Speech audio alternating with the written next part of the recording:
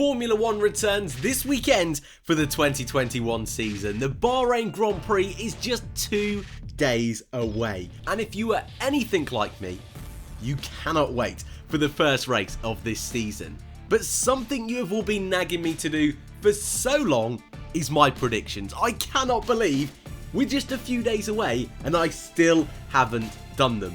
Let's change that. Let's sort this out. Let's give you my 2021 driver and constructors predictions, as well as a few spicy takes along the way. And of course, let me know your thoughts in the comment section down below. Subscribe if you are new and want to keep up to date with all Formula 1 2021 news, reviews, podcasts, all that good stuff. But without further ado, let's jump into some predictions. And I'm going to start with the constructors. Last season, Mercedes total control made Formula 1 look so easy, a walk in the park, with Red Bull the only other team fighting for victories. However, the incredible, utter brilliant battle in the midfield last season made 2020 a year to remember. McLaren coming out in third with Racing Point, Renault and even Ferrari in the mix for that third place title, with AlphaTauri scoring victory at Monza and the three teams at the back, Alfa Romeo, Haas and Williams, having their own little battle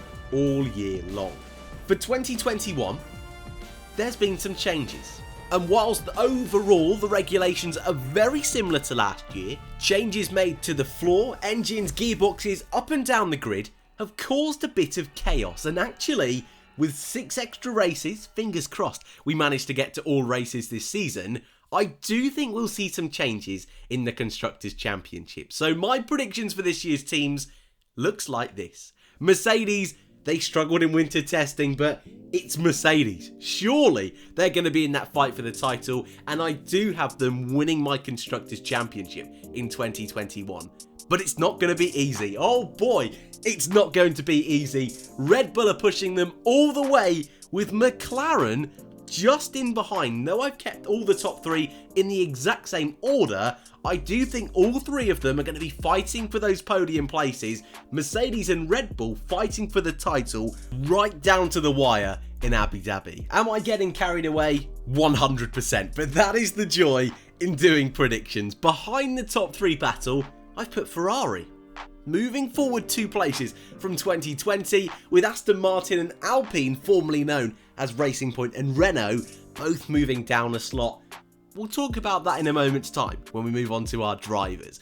AlphaTauri remain in 7th place, with Gasly remaining and rookie Yuki Tsunoda joining him. But it's all changed in that back group, with Alfa Romeo and Haas moving down a slot, meaning Williams, for the first time in what seems like forever, I've got them not finishing last in 2021, moving up to 8th place. But out of all the teams on our 2021 grid, those back 3 are the hardest to predict. All 3 of them, I would be very surprised if they didn't decide to move on to 2022 a little bit earlier than most. So it wouldn't surprise me if all 3 ended the season on a big fat 0 points. Fingers crossed they don't, but I'm not too hopeful for Haas, Williams and Alfa Romeo. We'll move those predictions into the bottom right hand corner and we'll crack on with our Drivers' Championship. I mentioned it's going to be a difficult season for those bottom 3 teams, so we might as well talk about the bottom 5 drivers. No surprise, we've got the 2 Haas boys of Mazepin and Schumacher, Nicholas Latifi in his 2nd season, 2007 World Champion Kimi Raikkonen beaten by teammate Antonio Giovinazzi, but again, I just don't see many points for these back 3 teams. Haas have already made it very clear they're not going to be upgrading their car at all from now on. The car we have now, we will also see in 12 months' time when we get to Saudi Arabia and Abu Dhabi. So Haas, I've put the 2 of them right at the bottom. I think it's going to be a difficult year.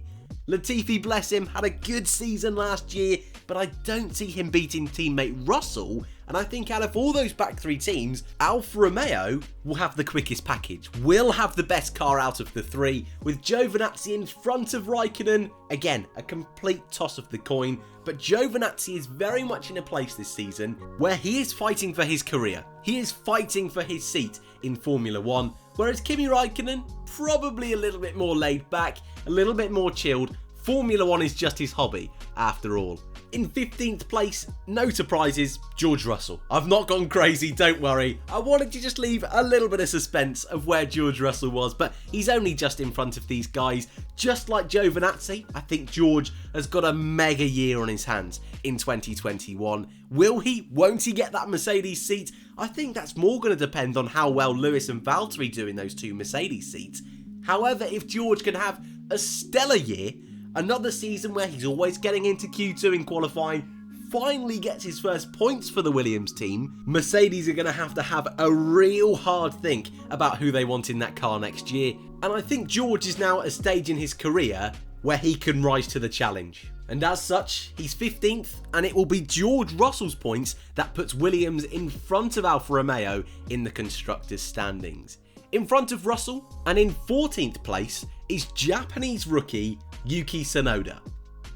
I feel terrible for putting Tsunoda in 14th place because I do think he's going to surprise a lot of people. He's going to be a real fiery driver in that midfield fight this year, which is going to be awesome to watch.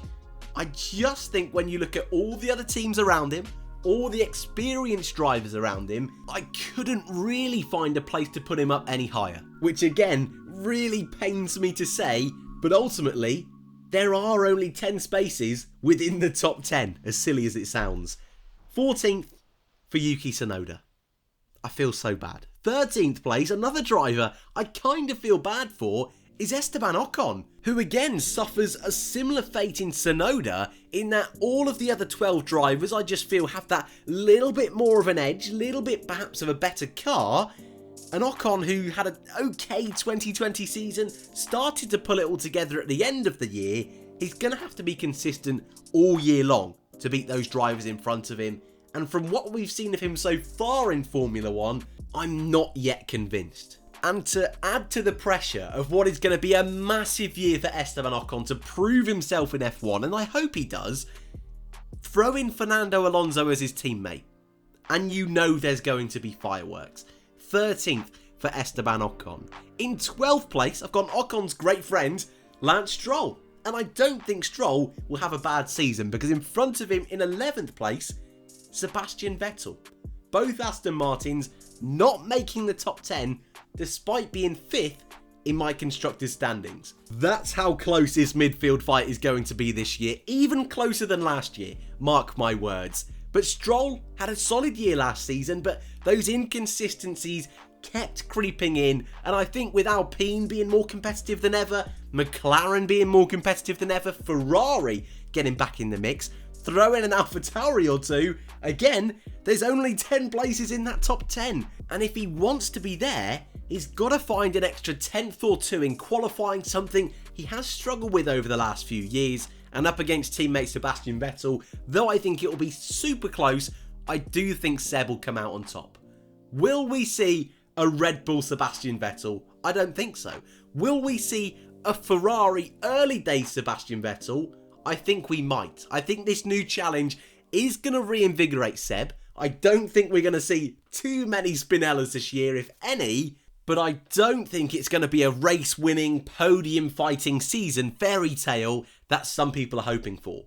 2022, I think it could be a different story, but for this year, very much for Sebastian, getting settled in with the team, learning to fight in that midfield again, something he wasn't really able to do last year with that awful Ferrari, but something he's not done since his first season in 2007 and 8 for Toro Rosso and BMW. So I think we'll see a year of learning, a year of settling in. 2022, Aston Martin, I think could be ones to watch. But moving back onto this season, moving back into our predictions, top 10 time. We've got some big names that haven't been mentioned yet, some surprises I would also throw out there as well. But in 10th place is Ferrari new boy Carlos Sainz Jr. Now, I threw up a poll a few days ago asking who was going to come out on top at Ferrari, and though Leclerc edged it, it was a pretty even split. I leaned more towards Leclerc myself, and I do think Ferrari are still going to have issues in 2021. I don't think they're going to be fighting for wins, fighting for podiums. Maybe they could be on the fringes of fighting for top 3. I do think the two drivers, however, will make that car look better than it is. I think Leclerc is going to have another stellar season, and I think Carlos Sainz is going to push his teammate. But with a brand new engine, a chassis that for the most part has been carried over from last year, I don't want to get too carried away with Ferrari, because I do think there are still one or two lingering issues, despite Sainz being a really good fit for the team, and I do think, like Leclerc, he'll have a really good season. In 9th place is Fernando Alonso. Now this one, I'm pretty confident, is going to cause some debate in the comments. Fernando is back and has got to be one of the biggest question marks of this year. Is this going to be the Fernando of old? It doesn't really matter if it is, because if it's the Fernando we saw at McLaren in 2018, he's still going to be brilliant. He's still going to be fantastic. He dragged that McLaren to some incredible results, despite the fact they were 9th, 6th in the Constructors standings. In an Alpine car that I think is capable of being 3rd, I think Fernando will surprise a lot of people. Will this be a match made in heaven? It's Alonso. There is going to be carnage. There is going to be dramas all year long. But if he is going there to be the number 1 driver, to re-find that love again for Formula 1, I think he's gone to the right place. And as a multiple world champion, a driver who somehow always picks up points, always manages to sneak into Q3, I think it's going to be the exact same story in 2021. But if you thought that was bold, putting Alonso in 8th place is Pierre Gasly for AlphaTauri. Now this one is rogue. This one is a little bit out there, I get it, but stay with me. I do have rationale behind this. I think the AlphaTauri car this year is going to be quite good. I think it could be the surprise in that midfield, and Pierre Gasly for the last 2 years in a pretty bad Toro Rosso and AlphaTauri has pulled out some quite frankly ridiculous results. Yes, he got 2nd place in Brazil, 1st place in Monza, but don't forget that 4th place in Bahrain a couple of years ago. 4th place in a Toro Rosso, and since then has gone to Red Bull, come back to AlphaTauri as a reinvigorated man, a reinvigorated driver who is just putting on fantastic after mega performance over and over and over. And I don't see that stopping for this year. And if the team can make him a car that's even slightly better than last year, I see no reason why he can't break into that top 10. He finished 10th last year, 8th this year. Pierre Gasly, I think once again in 2021, will have a stellar season. In 7th place is Charles Leclerc. Another fantastic year on the cards for the Ferrari man, but that car just won't be as good as the top 3 teams. I do think podiums will be on the cards for these midfield teams, and out of all of those drivers, I've got a gut feeling it will be Leclerc to pick up the pieces. He finished 8th last season in a terrible car.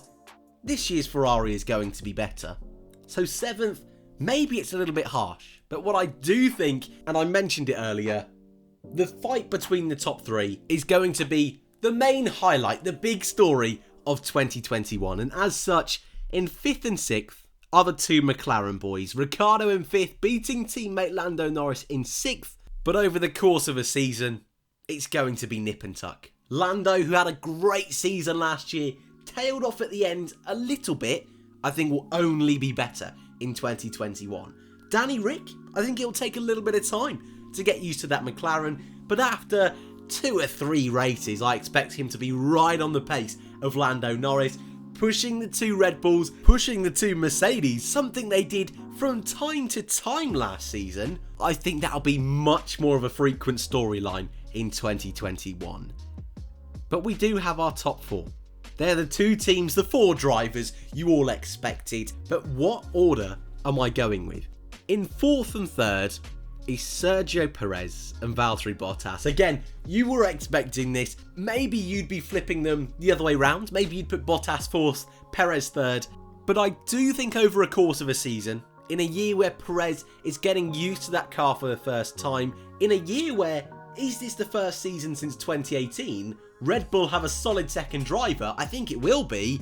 I still think Valtteri, with that Mercedes package, will come out on top. And though both of them will be fighting for victories over the course of this year, I think both of them will score victories over the course of this year, the fight for the title will be so intense, strategies are going to have to come into play. And I think with Perez finally getting the move to the big team, he will be a little bit more lenient than Valtteri Bottas, whose career is going to be on the line this year. And though we hear the same thing every season, Valtteri 10.0, 11 whatever million point oh, I think we will see a slightly more selfish Valtteri in 21. But it will still be those two boys fighting for the title, Hamilton or Verstappen.